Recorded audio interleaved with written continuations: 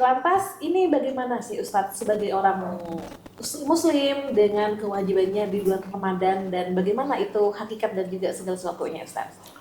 Ya, zakat itu sebagaimana kita ketahui bersama adalah bagian dari rukun Islam. Jadi, rukun Islam pertama syahadat, salat, kemudian zakat, puasa di bulan Ramadan, dan yang terakhir itu haji bagi yang mampu. Jadi, zakat ini adalah bagian dari tiang agama. Ini yang pertama. Yang kedua, kalau kita lihat 5 rukun Islam itu, di antara 5 rukun Islam, zakat ini adalah fungsinya adalah hablum minallah.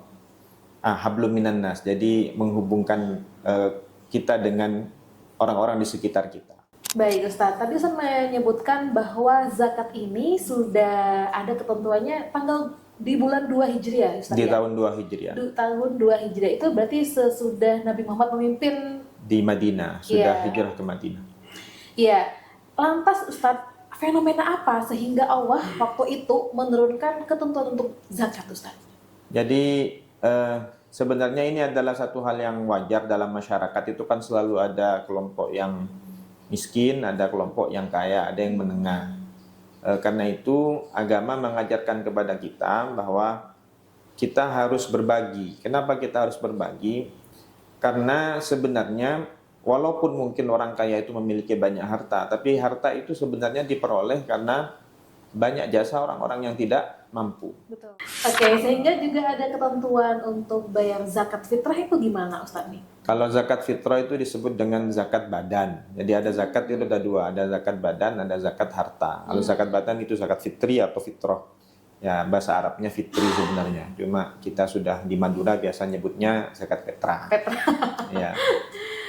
Kalau misalnya masih ada nih orang di daerah Madura terutama yang masih mengkonsumsi cerikeng yang dijadikan nasi itu loh Ustadz. Iya. Ya, berarti ketika mereka ingin juga melakukan zakat fitrah, mereka membagikan itu dengan itu boleh Ustadz ya? Jadi makanan pokok yang dijadikan patokan itu makanan pokok yang biasa di daerah tersebut. Oke. Jadi kalau misalnya ada orang ya, dia karena suka karena mungkin punya penyakit, dia biasa makan beras merah. Tetap yang dibayarkan ya beras putih karena umumnya orang Sumeneb ini, orang Madura sampai yang sekarang ya. Kalau tahun-tahun 60 70 mungkin masih banyak yang makan nasi jagung. Kalau zaman sekarang sudah mungkin yang banyak itu makan beras putih itu. Ini juga ada sedikit informasi yang ini Ustadz ya.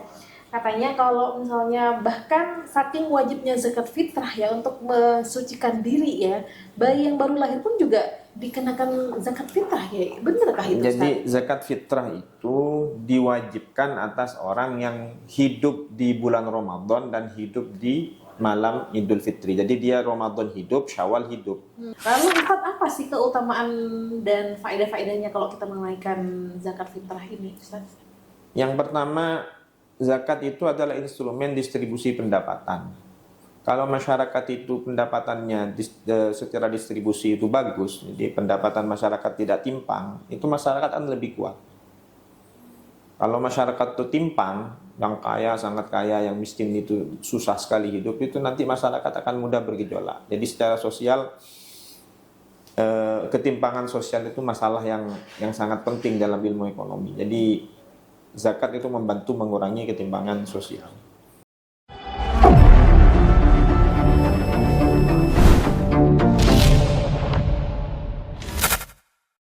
Assalamualaikum warahmatullahi wabarakatuh. Selamat pagi, Tatan masih dengan Roro di sini dan hari ini ya di pukul 9:06 waktu Indonesia Barat kita akan ngobrolin soal yang cukup penting untuk kita ketahui bersama. Dan hari ini kita tidak sendiri, Tatan ya, akan ditemani oleh Ustadz yang sudah paham akan hal ini, terutama terkait zakat, karena kita sebagai umat muslim diwajibkan untuk menunaikan zakat, terutama di bulan Ramadan ya, ada yang namanya zakat fitri. Untuk itu kita tersapa terlebih dahulu tamu kita pada hari ini. Halo, Assalamualaikum Ustadz, bagaimana kabarnya? Waalaikumsalam, ya baik-baik saja ya.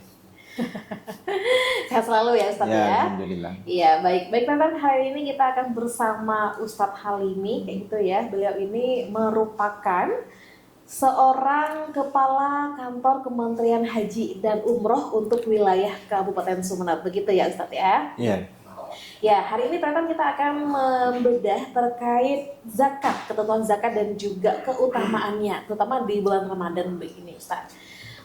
Lantas ini bagaimana sih Ustadz sebagai orang Muslim dengan kewajibannya di bulan Ramadan dan bagaimana itu hakikat dan juga segala sesuatunya Ustadz? Ya, zakat itu sebagaimana kita ketahui bersama adalah bagian dari rukun Islam. Jadi rukun Islam pertama syahadat, salat, kemudian zakat, puasa di bulan Ramadan, dan yang terakhir itu haji bagi yang mampu. Jadi zakat ini adalah bagian dari tiang agama. Ini yang pertama. Yang kedua, kalau kita lihat 5 rukun Islam itu, di antara 5 rukun Islam, zakat ini adalah fungsinya adalah hablum minallah. Hablum minan nas. Jadi menghubungkan kita dengan orang-orang di sekitar kita. Zakat diwajibkan oleh Allah Subhanahu wa taala kepada Rasulullah kurang lebih tahun 2 Hijriah. Jadi dengan zakat dari segi makna saja, zakat itu makna pertama itu adalah an-nama. An-nama artinya tumbuh. Artinya harta yang dikeluarkan untuk zakat itu pahalanya bertumbuh. Bahkan Rasulullah menegaskan mana qasamalun min sadaqatin. Jadi sedekah itu tidak mengurangi harta, tapi malah akan menambah harta. Ini makna pertama zakat. Yang kedua, zakat juga bermakna bersih. Ini karena dengan adanya zakat maka kita telah membersihkan harta kita dari hak-hak orang lain. Karena dalam Al-Quran ditegaskan bahwa dalam harta kita itu ada hak orang lain. Wa fi amwalihim haqqum ma'lum lis-sa'ili wal mahrum. Dan dalam harta-harta orang yang masuk ke surga itu, orang-orang yang baik itu ada hakkum maklum, ada hak yang diketahui. Lis-sa'ili untuk orang yang meminta, wal mahrum ataupun orang miskin yang tidak meminta. Jadi dua makna ini sudah cukup mewakili tujuan zakat. Jadi tujuan zakat itu adalah bagaimana agar kita bisa membersihkan harta kita. Yang kedua, bagaimana agar kita bisa menumbuhkan harta kita sebagai bagian dari hal yang berguna untuk kita, tidak hanya di dunia, tapi lebih-lebih nanti ketika kita sudah menghadap kepada Allah Subhanahu wa taala. Baik Ustadz, tadi saya menyebutkan bahwa zakat ini sudah ada ketentuannya tanggal di bulan 2 Hijriah Ustadz, Di ya? tahun 2 Hijriah. Tahun 2 Hijriah itu berarti sesudah Nabi Muhammad memimpin. Di Madinah, sudah Iya. hijrah ke Madinah. Ya, lantas Ustadz, fenomena apa sehingga Allah waktu itu menurunkan ketentuan untuk zakat Ustadz? Jadi sebenarnya ini adalah satu hal yang wajar dalam masyarakat. Itu kan selalu ada kelompok yang miskin, ada kelompok yang kaya, ada yang menengah. Karena itu agama mengajarkan kepada kita bahwa kita harus berbagi. Kenapa kita harus berbagi? Karena sebenarnya walaupun mungkin orang kaya itu memiliki banyak harta, tapi harta itu sebenarnya diperoleh karena banyak jasa orang-orang yang tidak mampu. Betul. Jadi Rasulullah pernah menegaskan bahwa orang-orang yang tidak mampu itu memiliki banyak peran dalam masyarakat. Innama tunsaruna wa turzaquna bi du'afaikum. Kalian ditolong oleh Allah dan diberi rezeki oleh Allah dengan orang-orang lemah di antara kalian. Kita sekarang punya baju misalnya. Baju ini adalah hasil kerja dari buruh pabrik. Ya nggak tahu nanti mungkin ada teknologi jadi robot gimana kan. Tapi sampai sekarang hampir semua hal yang kita pakai dalam kehidupan ini adalah hasil kerja orang-orang kecil. Para petani itu menghasilkan makanan yang kita makan. Buruh pabrik menghasilkan barang-barang yang kita pakai dalam kehidupan kita. Orang-orang yang dianggap kecil itu perannya sangat besar. Makanya orang-orang ini walaupun mungkin secara ekonomi mereka tergolong di bawah, itu mereka diberikan perhatian dalam agama agar orang-orang yang kaya, orang-orang yang mampu itu memberikan perhatian kepada mereka. Karena mereka jasanya besar dalam masyarakat. Hanya saja mungkin karena jumlahnya banyak dan secara ekonomi politik mereka tidak berpengaruh, dianggap kecil. Tapi padahal jasanya sangat besar dalam masyarakat. Iya, simbiosis mutualisme ya Ustadz Iya, ya. iya. Oke, sehingga juga ada ketentuan untuk bayar zakat fitrah itu gimana Ustadz nih? Kalau zakat fitrah itu disebut dengan zakat badan. Jadi ada zakat itu ada dua, ada zakat badan, ada zakat harta. Kalau zakat badan itu zakat fitri atau fitrah. Ya, bahasa Arabnya fitri sebenarnya. Cuma kita sudah di Madura biasa nyebutnya zakat fitrah. Ya. Ya, jadi zakat fitrah itu atau fitri itu dibayarkan pada bulan Ramadan. Waktunya dimulai bulan Ramadan. Yang utama itu pada waktu menjelang Idul Fitri. Diwajibkan zakat fitrah itu untuk diwajibkan kepada orang-orang yang memiliki kelebihan makanan untuk dirinya dan untuk keluarga yang dia wajib nafkahi di malam Idul Fitri dan di hari Idul Fitri. Jadi bisa jadi ada orang misalnya dia sebenarnya tergolong miskin, tapi waktu 3 hari menjelang Idul Fitri dia dapat beras banyak gitu. Ada banyak orang ngasih, sehingga itu lebih dari kebutuhan dia di malam Lebaran dan hari Lebaran. Maka dia juga mengeluarkan juga zakat fitri, zakat fitrah itu diberikan juga kepada sesama orang yang tidak punya. Jadi ada perputaran di situ. Jadi zakat fitrah itu diwajibkan atas orang yang memiliki kelebihan makanan lebih dari kebutuhan dia dan kebutuhan orang-orang yang dia wajib nafkahi di malam Lebaran dan di hari Lebaran. Baik Ustadz, itu ada ketentuannya nggak sih Ustadz terkait zakat fitrih itu seperti apa? Zakat fitri itu bisa dikeluarkan sejak awal Ramadan, walaupun yang bagus ya ketika menjelang Idul Fitri. Kalau mengenai berapa yang harus dizakatkan, zakat fitri itu kalau dari Rasulullah satu sok ini ukuran lama, satu sok itu 4 mud. Karena ada perbedaan pendapat ulama tentang berapa satu mud, nah nanti itu ketika dikonversi ke kilogram itu biasanya ada khilafiyah. Yang mengatakan 1 mud itu 6 ons, maka zakat fitrinya itu yang wajib 2,4. Dilebihkan tidak ada masalah kan. Kalau mengatakan itu 7 on berarti 2,8. Jadi kalau dia mengatakan 7,5 on berarti zakat fitrinya 3 kilogram. Yang 3 kilo ini biasanya yang dipakai di Madura. Karena biasanya zakat fitrah sagentang itu kurang lebih 3 kilo. Oh gitu Ustaz. Jadi memang kalau zakat fitrah itu yang dikeluarkan harus berupa beras gitu ya Ustaz? Ya, jadi awalnya zakat fitrah itu dikeluarkan dalam bentuk beras. Ada pendapat dalam fikih, jadi bisa dikeluarkan dalam bentuk harganya beras.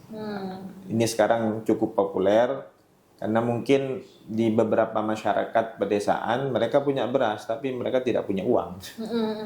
Jadi berasnya ada, hanya saja untuk membeli lauk pauk dan sebagainya itu tidak ada uang. Jadi mereka akan lebih senang kalau diberi uang. Jadi itu bisa ikut pendapat yang mengatakan bahwa bisa memberikan zakat fitrah dalam bentuk uangnya, harganya. Saya kurang tahu berapa harga beras sekarang. Dan sebaiknya memberikan, karena beras itu macam-macam ya, zakat fitrah itu sebaiknya diberikan berdasar apa yang biasa kita makan. Jadi kalau biasa makan beras katakanlah grade A, yang kita zakatkan yang grade A itu. Jangan kita makan grade A, tapi ketika zakat kita bayar yang grade C gitu. Jadi sesuai dengan apa yang biasa kita konsumsi. Nah, berarti Ustadz mengenai zakat fitrah yang memang apa yang kita makan berarti Ustadz ya. Berarti kalau di zaman Rasulullah dulu mereka ya zaman Nabi zakat fitrah itu bisa dalam bentuk gandum ataupun kurma. Karena orang-orang Arab itu makanan pokoknya ya kalau nggak gandum nanti dibuat jadi roti ataupun dibuat jadi apalah ataupun kurma. Itu yang paling sering dibayarkan zakatnya di masa Rasulullah. Berarti Ustaz nih kalau kita ngikutin zaman Rasulullah di mana kalau di sana itu mereka biasa mengkonsumsi gandum dan juga sejenisnya maupun kurma. Berarti kalau misalnya di berbagai macam wilayah di berbagai macam belahan negara juga seperti itu ya Ustaz ya. Iya. Masuk juga misalnya kalau di Indonesia kayak gitu ya. Sebenarnya kan beras ini kan sebenarnya baru-baru ini kayak gitu ya, banyak orang yang mengkonsumsi beras. Sebelumnya ada yang mengkonsumsi apa itu Ustaz, yang dari jagung. Iya, jagung, ada juga yang dari ketela itu loh Ustaz, apa sih ya kalau orang Madura nyebutnya itu? Cringkeng, Oh. kayak gitu Ustadz. Berarti kalau misalnya misalnya masih ada nih orang di daerah Madura terutama yang masih mengkonsumsi cringkeng yang dijadikan nasi itu loh Ustadz. Iya. Ya, berarti ketika mereka ingin juga melakukan zakat fitrah, mereka membagikan itu dengan itu boleh Ustadz ya? Jadi makanan pokok yang dijadikan patokan tuh makanan pokok yang biasa di daerah tersebut. Oke, oke. Jadi kalau misalnya ada orang ya, dia karena suka karena mungkin punya penyakit, dia biasa makan beras Beras merah. Tetap yang dibayarkan ya beras putih karena umumnya orang Sumeneb ini, orang Madura sampai yang sekarang ya. Kalau tahun-tahun 60 70 mungkin masih banyak yang makan nasi jagung. Kalau zaman sekarang sudah mungkin yang banyak itu makan beras putih itu. Jadi disesuaikan dengan yang biasa berlaku di masyarakat, makanan pokok yang berlaku di masyarakat. Baik Ustadz, ada nggak sih yang ingin Ustadz luruskan kayak gitu ya, yang beredar di masyarakat terkait zakat fitrah? Jadi zakat fitrah itu tasarrufnya ataupun tujuan pembagiannya itu adalah sama dengan zakat biasa. Ini mazhab Syafi'i, walaupun ada mazhab yang lain mengkhususkan untuk zakat fitrah itu sebenarnya hanya untuk fakir miskin, yang lain tidak ada. Yang biasa dilakukan kadang-kadang zakat fitrah itu diberikan kepada guru ngaji. Kalau guru ngajinya termasuk tidak mampu, itu jelas tidak ada masalah.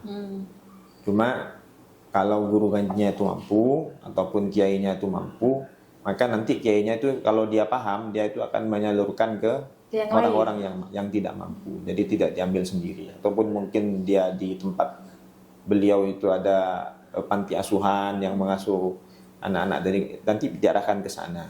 Jadi karena pendapat yang mengatakan bahwa sabilillah itu termasuk guru ngaji dan sebagainya itu pendapat yang lemah. Jadi sebenarnya fokus utamanya itu fakir miskin. Biasanya kalau diberikan sama kiai yang paham, itu nanti diarahkan ke sana. Jadi tidak dikonsumsi sendiri, tapi diarahkan ke mungkin di pondoknya atau di lembaganya itu ada yang mengasuh anak-anak, nanti dipakai untuk ke sana itu. Itu Emang Ustadz, siapa saja sih sebenarnya yang berhak untuk menerima zakat fitrah itu?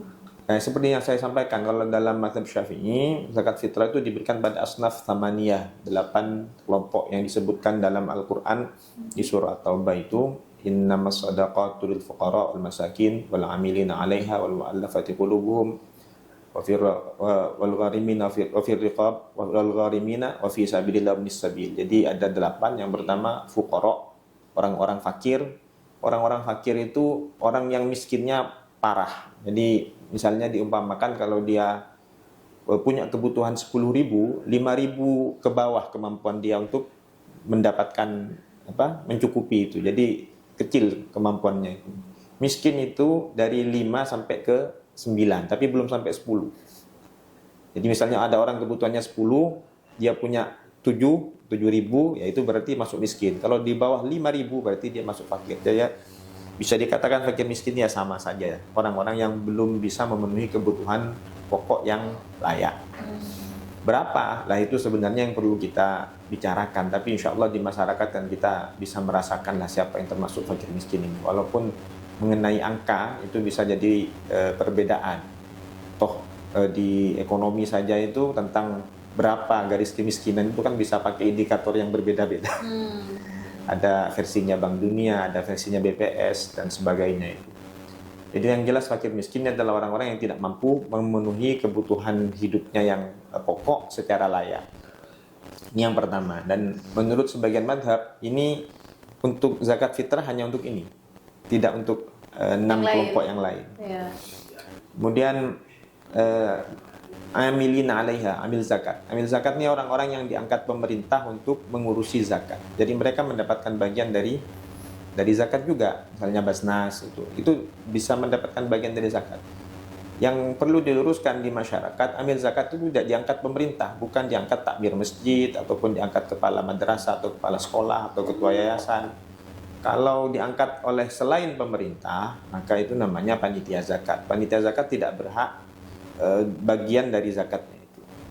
Jadi kalau misalnya masjid di rumah saya takmirnya itu kemudian membuat panitia zakat, ngumpulin zakat untuk dibagikan, dia hanya wakil dari orang yang berzakat untuk menyampaikan, tapi dia sendiri tidak berhak untuk mendapatkan zakat. Jadi amil ini yang angkat adalah resmi pemerintah. Ini kemudian yang keempat itu adalah orang-orang yang mu'allafah qulubuhum, orang-orang mu'allaf, orang-orang yang baru masuk Islam kemudian diduga imannya itu perlu diperkuat dengan zakat, maka kita memberikan harta kepada mereka untuk memperkuat imannya. Atau dia mungkin tokoh di satu tempat, untuk memperkuat dakwahnya di tempat itu kita perlu memberikan bantuan harta kepada dia. Ini juga mu'allafah qulubuhum. Terusnya wafir riqab, ini budak ini sekarang nggak ada. Budak yang bisa menerima zakat itu budak mukatab. Jadi budak itu macam-macam dalam fikih Islam ya. Jadi budak mukatab itu budak yang sama majikannya diberikan perjanjian, kalau kamu mampu membayar sejumlah uang, kamu akan merdeka. Maka karena Islam itu walaupun boleh budak, perbudakan ada dalam Islam, tapi dengan syarat-syarat yang banyak ya. Artinya harus diperlakukan dengan baik. Karena budak mukatab ini mau merdeka, dia butuh harta, maka dia juga mendapatkan bagian dari zakat. Gharimin, orang-orang yang berhutang yang tidak mampu untuk membayar hutangnya, ini juga mendapat bagian dari zakat. Ya, kemudian wa fi sabilillah. Sabilillah ini sebenarnya adalah tentara atau prajurit yang tidak mendapatkan gaji. Jadi kalau ada perjuangan fi sabilillah, ini yang mendapatkan bagian dari zakat. Nah, sebagian kecil ulama itu memasukkan sabilillah ini termasuk orang-orang yang berjuang untuk dakwah. Ini yang kadang-kadang pas dipakai untuk zakat itu diberikan kepada hal-hal yang misalnya pada kiai ataupun ustadz, padahal mereka mungkin kaya karena dianggap sabilillah. Ada pendapat seperti itu, tapi itu pendapat minoritas. Yang terakhir itu Ibnu Sabil, itu musafir yang kehabisan bekal dalam perjalanan. Jadi 8 ini yang mendapatkan zakat itu. Tapi yang paling pokok untuk zakat fitrah itu adalah fakir miskin. Itu yang paling pokok. Baik Ustadz, di masyarakat kita ini udah jadi kebiasaan Ustadz ya, dimana kalau misalnya akan bekal gitu loh Ustadz, itu mendapatkan zakat fitrahnya dari si cowok itu dikasih ke ceweknya Ustadz, bekalnya itu. Maksud saya malah enggak dulu ya, saya enggak tahu itu. Ini lumrah terjadi di masyarakat kita Ustadz. Enggak, itu tidak wajib. Jadi kalau masih bekalan itu tidak wajib menafkahi. Jadi itu tradisi saja dan itu bukan kewajiban agama. Jadi misalnya nih dalam keluarga besar ya gitu ya, anggaplah misalnya orang tuanya dengan anak lima anak kayak gitu ya Ustadz. Iya. Itu bisa dibagi-bagi Ustadz. Misalnya untuk yang anak sulung dibagi ke guru ngajinya, anak yang nomor 2 itu dikasih ke yang kurang mampu kayak gitu atau yang fakir miskin. Kemudian yang berikutnya adalah ke tokoh agama. Kemudian anak bungsunya yang baru bekalan itu dikasih ke ini ya Ustadz kayak gitu. Nggak masuk asnaf itu kalau ngasih bekal itu. Kalau gimana itu kayak gitu Ustadz? Ya nggak tahu, saya waktu bekalan ya cuma sebentar ya, cuma 5 bulanan. Tapi ya enggak saya nggak pernah ngasih. Nggak tahu, mungkin tradisi di beberapa tempat saja. Iya, di daerah saya juga masih kayak gitu. Jadi kalau kayak gitu berarti kewajiban zakat fitrahnya belum selesai dia. Oh gitu. Ya, jadi dia harus ngasih zakat fitrah kepada fakir miskin. Kalau diberikan kepada yang tidak berhak berarti belum selesai melaksanakan zakat fitrahnya. Soalnya ini cukup familiar nih ya Ustadz ya, di daerah-daerah tertentu di wilayah Sumeneb terutama kayak gitu ya.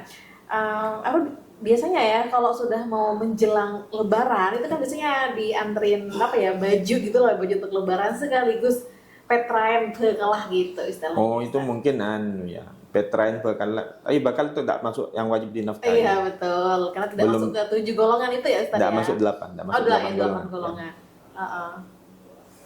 Jadi kalau itu dia ngasih ya boleh, tapi tidak termasuk menunaikan zakat fitrah, ya bantu saja. Oh, berarti tetap masih ada kewajiban. Tetap ada ya, kewajiban untuk memberikan zakat fitrah kepada orang-orang yang berhak. Nah, ini yang harus diluruskan berarti Ustadz nih. Ya, tapi saya baru tahu itu.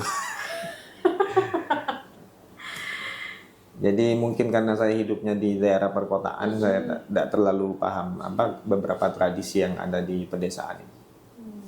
Jadi cuma kalau zakat fitrah yaitu yang bisa mendapatkan itu adalah 8 golongan tersebut. Fokusnya yang paling penting adalah kepada fakir miskin. Nah, baik Tretan, buat pendengar setia Madura FM, jika Tretan sebagai seorang laki-laki itu ya, atau seorang orang tua yang punya calon menantu ya, dalam tanda kutip ini punya mantu dalam kategori abekalan, itu tidak sepantasnya Tidak wajib lah. Oh ya, tidak wajib untuk memberikan zakat dari anak lelakinya kepada tunangan perempuannya, karena memang tidak termasuk ke dalam 8 golongan gitu ya Ustaz, yang memang memang seharusnya masuk kategori dalam penerima zakat. Kayak gitu. Nah, ini juga ada batas terakhir untuk menunaikan zakat itu di hari raya Idul Fitrinya Ustaz ya. Zakat fitrah itu batas terakhirnya itu di hari Idul Fitri maghrib. Jadi sebaiknya sebelum sholat. Jadi sebelum sholatnya itu sudah diberikan zakat fitrahnya. Ya, ini juga ada. Kalau misalnya lewat, jadi misalnya dia belum bayar zakat sampai malam, itu qadha namanya. Jadi dia berdosa karena melewati batas waktu sampai maghrib di hari Idul Fitri, dia berdosa tapi tetap harus membayar sebagai qadha. Tetap dengan jumlah yang sama apa? Iya, jumlah yang sama. Oh, jumlah yang sama. Ini juga ada sedikit informasi yang ini Ustaz ya. Katanya kalau misalnya bahkan saking wajibnya zakat fitrah ya untuk mensucikan diri ya, bayi yang baru lahir pun juga dikenakan zakat fitrah ya. Benarkah itu Ustaz? Jadi zakat fitrah itu diwajibkan atas orang yang hidup di bulan Ramadan dan hidup di malam Idul Fitri. Jadi dia Ramadan hidup, Syawal hidup. Jadi misalnya ada orang 5 menit sebelum maghrib malam lebaran, malam Id, takbiran ya berarti ya. 5 menit sebelum Id dia meninggal, maka dia tidak wajib zakat fitrah karena dia tidak hidup di Syawal.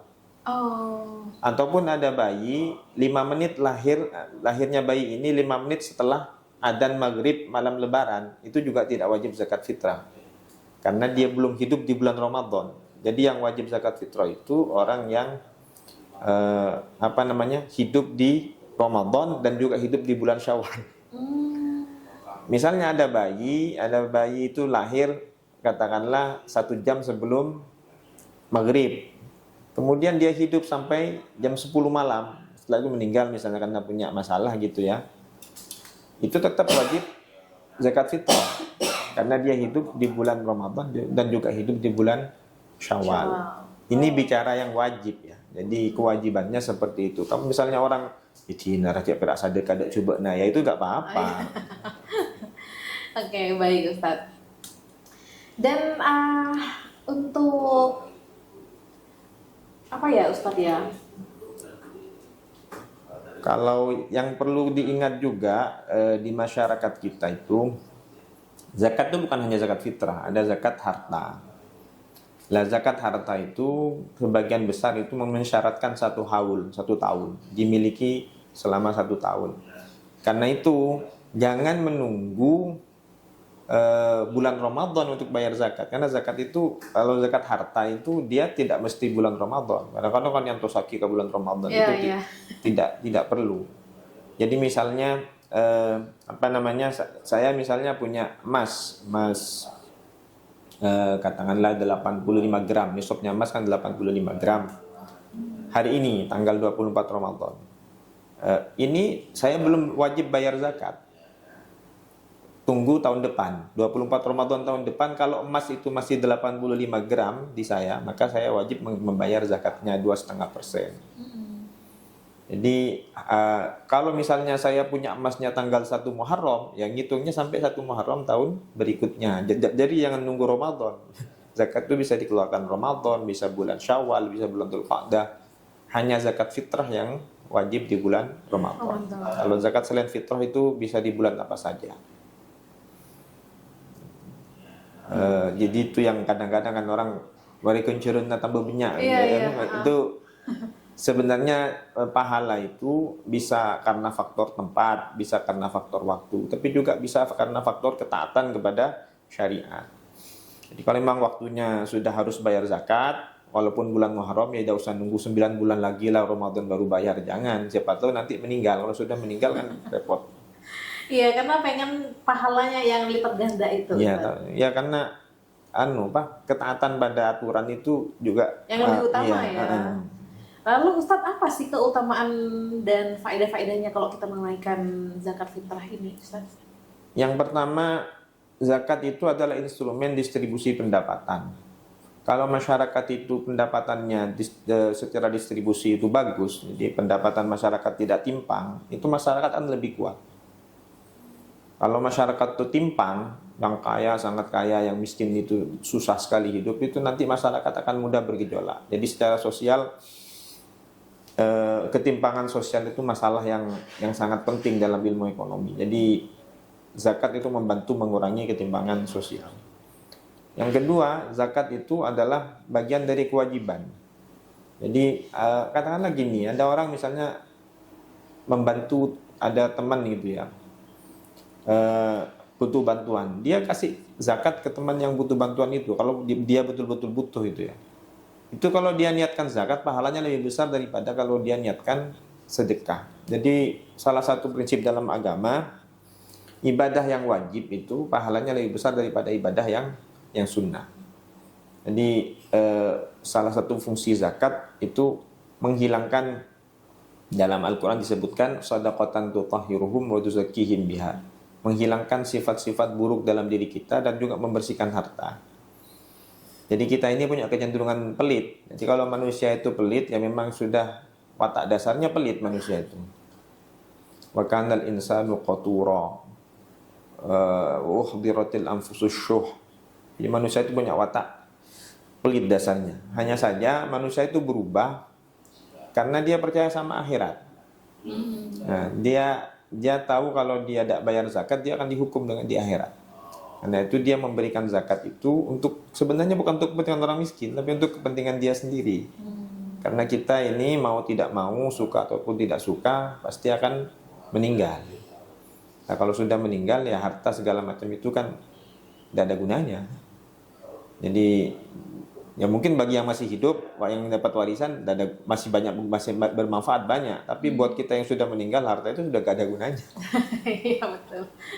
Karena tidak dibawa mati ya Ustaz. Iya. Nah, lalu Ustaz, bagaimana kalau misalnya kita sudah membagikan zakat kita kepada orang, anggaplah keluarga besar gitu ya, kepada orang miskin sudah, kepada tokoh agama sudah, kepada fisabilillah sudah. Lalu zakat itu juga diberikan kepada keluarga inti yang dirasa kurang mampu, Ustaz. Kalau kita memberikan pada keluarga bagus, bahkan itu harus diutamakan. Memberi pada keluarga asal dia tidak wajib kita nafkahi.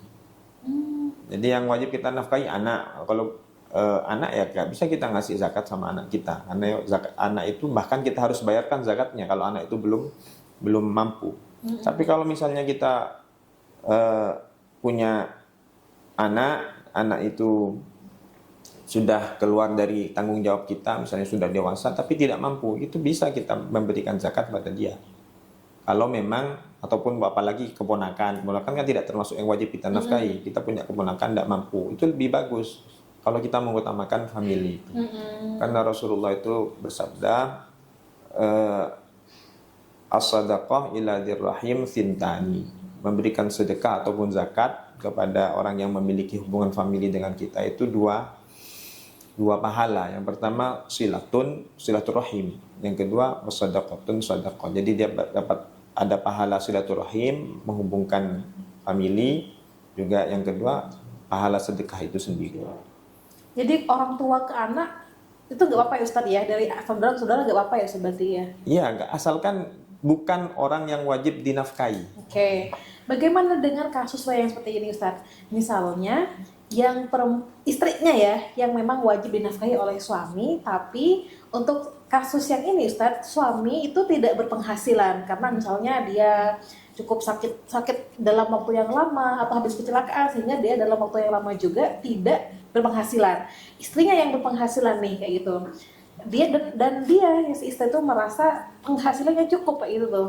Dia gimana Kayaknya kalau ngeluarin zakat dia tuh gimana gitu ya? Kalau zakatnya si istri dikasih ke suami itu gimana?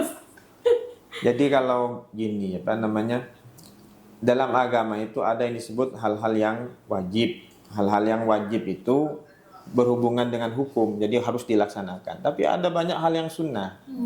Jabat Nabi dulu itu ada istri sahabat namanya Sayyidina Abdullah bin Mas'ud. Beliau istrinya ikut pengajian Rasulullah. Kemudian disampaikan oleh Rasulullah orang-orang perempuan itu supaya bersedekah. Pulang, kemudian cerita sama suaminya, saya ikut pengajian barusan, Rasulullah memerintahkan kami untuk banyak bersedekah. Kamu kan tidak mampu, kalau saya sedekah sama kamu gimana?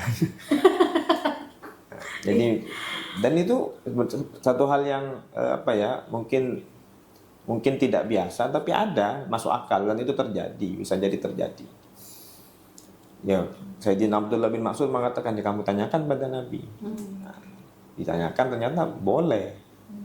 Jadi yang penting bukan orang tidak boleh memberikan zakat kepada orang yang wajib kita nafkahi. Dan memberikan pun ya sepantasnya, bukan berarti karena intinya ginilah, dalam agama itu kita tidak boleh punya niat buruk, ngakali hukum itu. Jadi makanya zaman Rasulullah itu misalnya zakat kambing itu kan zaman Nabi banyak orang yang punya kambing ratusan itu. Nisabnya kan 40. Jadi kalau saya punya kambing 40 hari ini dan kambing itu tahun depan 24 Ramadan tahun 1448 tahun depan masih 40, maka saya wajib mengeluarkan zakatnya. Itu sebenarnya bisa diakali. Secara hukum bisa diakali. Misalnya satu hari sebelum nisab 1 tahun tanggal 23 Ramadan kambing yang 40 itu saya jual 1. Kan sudah gak wajib zakat. Karena sudah gak nyampe nisab. Tapi itu tetap dosa. Kenapa? Karena itu ngakali. Kecuali kalau saya jual memang untuk kebutuhan. Tapi kalau saya tujuannya menghindar zakat, nah itu yang nggak boleh. Jadi ini urusan keimanan. Kita percaya kepada Allah, percaya kepada Rasulullah, dan kita melaksanakan zakat itu atas ketaatan kita kepada Allah dan Rasulullah. Karena itu ya tidak usah diakali ya, karena Gusti Allah tak kira bisa yakali. Jadi walaupun secara hukum fikih mungkin dia lolos karena dia kambingnya sudah berkurang 1 gitu, tidak wajib zakat, tapi secara hukum hakikat, secara hukum di hadapan Allah dia tetap berdosa karena dia berusaha untuk menghindar dari kewajiban. Ya, kecuali ya itu memang butuh untuk dijual, bukan untuk menghindar zakat.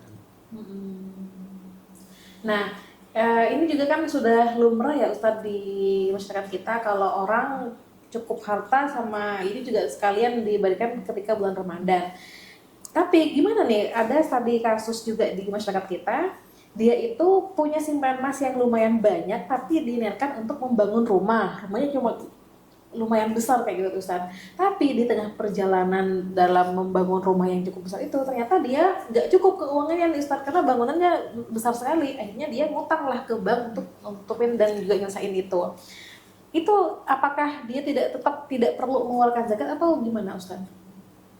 Zakat itu aturannya sederhana sebenarnya. Kalau sudah sampai nisab, sampai haul, wajib bayar gitu aja. Jadi kalau dia punya emas gitu ya, emas berapa? Sampai nisabnya berapa? 100 gram, berarti sudah sampai nisab. Karena nisabnya emas 85 gram. Kemudian sudah dimiliki 1 tahun, sudah bayarkan 2,5%. Sederhana. Sekalipun dia merasa, oh saya kan juga masih punya hutang ke bank, berarti saya masuk ke orang nggak mampu dong. Enggak ya berarti Ustaz ya? Kalau hutang ke bank itu macam-macam. Kalau investasi hampir semua pengusaha besar itu punya hutang ke bank. Oh. Jadi hutang yang dimaksud itu bukan hutang dalam artinya orang yang nggak mampu bayar hutang itu betul-betul nggak mampu. Tapi kalau memang untuk bisnis, apalagi untuk memperbesar rumah itu Tetap tidak termasuk tetap dia bayar zakat seperti itu. Jadi hutang itu tidak mengurangi kewajiban zakat. Ya kecuali kalau hutang jatuh tempo. Kalau hutang jatuh tempo harus bayar sekarang lah, itu dibayar dulu hutangnya. Itu kewajiban kan bayar hutang jatuh tempo itu. Kalau hutangnya masih 10 tahun lagi. Mungkin di dunia ini tidak banyak pengusaha besar yang nggak punya hutang, apalagi ke bank. Dan biasanya untuk hutangnya bisa sampai ratusan miliar itu. Tapi usahanya ribuan miliar. Baik Ustadz, mungkin Ustadz ada pesan yang ingin disampaikan ke pendengar Ustadz terkait zakat dan rumah. Ya, jadi zakat ini kewajiban bagi mereka yang barang-barang yang kena zakat itu kan tidak banyak tuh. Ada ternak itu kambing, saya pikir tidak ada di Sumeneb yang punya kambing 40. Jadi nisabnya 40, kalau sapi 30, onta 5 juga tidak ada, saya setahu saya lah punya kambing 40, sapi 30 tidak ada. Yang kedua itu adalah tanaman hasil pertanian. Itu ada 3 yang wajib zakat. 2 itu gak ada di Sumeneb. Yang pertama itu kurma, gak ada. Anggur juga gak ada. Yang ketiga, kalau tanaman lain gak ada Ustaz, gak ada zakatnya kalau tanaman lain. yang ketiga itu adalah makanan pokok. Makanan pokok kayak padi itu juga ada zakatnya, ada nisabnya. Jadi yang merasa mereka bertani sebaiknya bertanya berapa, apakah sudah sampai nisab sehingga saya harus bayar. Untuk pertanian ini tidak harus 1 tahun, tapi dibayar ketika panen. Kalau panen itu sudah harus bayar zakatnya. Kemudian yang ketiga setelah tanaman itu adalah emas dan perak. Emas dan perak ini juga ada nisabnya. Yang punya perak banyak, saya pikir tidak banyak ya. Kalau emas itu mungkin ada, lumayan banyak yang punya lebih dari nisab. Nisabnya emas itu 85 gram. Jadi yang punya emas lebih dari 85 gram itu tanya berapa zakatnya. Adapun emas yang dipakai sebagai perhiasan itu tidak wajib zakat. Jadi kalau dipakai perhiasan yang wajar. Makanya itu ada ulamanya itu yang membatasi berapa perhiasan yang wajar. Ada yang membatasi 200 gram. Kalau lebih dari 200 gram itu sudah dianggap tidak wajar. Maksudnya kan masa orang pakai gelang sampai ke... Sekarang udah umum Ustadz ya, kalung yang berlapis-lapis kayak orang India itu beli pun juga ya, makanya ada yang membatasi 200 gram itu sebagai batas untuk perhiasan yang wajar. Oh, berarti ini untuk emas itu yang wajib zakat itu ketika emas itu disimpan ya, berarti yang wajib dizakatin. Emas itu disimpan. Kalau yang dipakai sebagai perhiasan, kecuali kalau gini dia beli perhiasan tapi niatnya untuk simpanan, lah itu juga masuk wajib zakat. Yang dipakai itu yang tidak wajib zakat. Kemudian ada uang itu nisabnya pakai nisab emas. Emas sekarang kabarnya mahal, saya nggak tahu berapa, katanya 2.700.000, iya. mungkin sekitar itu. Ya dikalikan saja kalau nanti uang yang Anda punya itu lebih dari nilai 85 gram emas 24 karat ya. Itu maka Anda sudah wajib membayar zakatnya. Sama dengan zakat emas 2,5%. Kemudian yang selanjutnya itu barang tambang. Kalau barang tambang ini tidak harus nunggu 1 tahun, begitu menghasilkan dia ada zakatnya. Ada yang punya tambang emas. Kemudian yang selanjutnya itu barang perdagangan. Barang dagangan itu dibayar di akhir tahun. Jadi kalau misalnya saya mulai berdagang tahun ini sudah mencapai nisab, ditunggu 1 tahun. Setelah 1 tahun ternyata masih mencapai 1 nisab, maka wajib bayar zakat 2,5%. Nisabnya sama dengan emas 85 gram. Barang dagangan apa aja Ustadz ya? Ya barang dagangan apa saja. Misalnya orang dagangnya pacangan gitu ya, kayak toko-toko Madura itu, warung Madura, ya itu dihitung nanti di akhir tahun.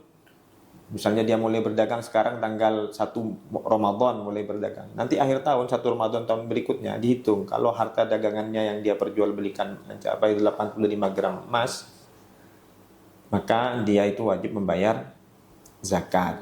Ini yang wajib ya. Jadi jangan engkau tak wajib. Walaupun tidak wajib, tapi tetap ada anjuran sedekah ya. Iya, iya. Jadi kalau wajib pemalolo itu seperti kayak makan nasi, hanya mau nasi saja. Kan yang wajib makan nasi. Tidak ada lauk-lauknya.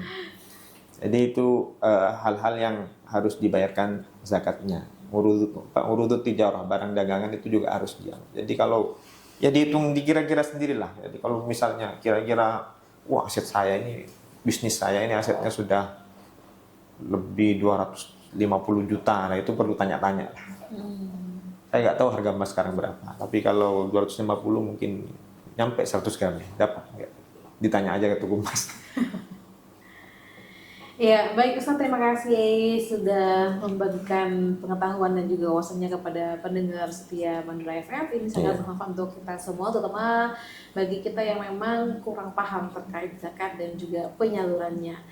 Baik, terima kasih teman sudah bergabung bersama kami di sini dan nantikan untuk kajian-kajian dan juga podcast talk show berikutnya di waktu yang sama. Dan untuk itu kami pamit undur diri dan juga undur suara. Selamat pagi dan juga selamat beraktivitas.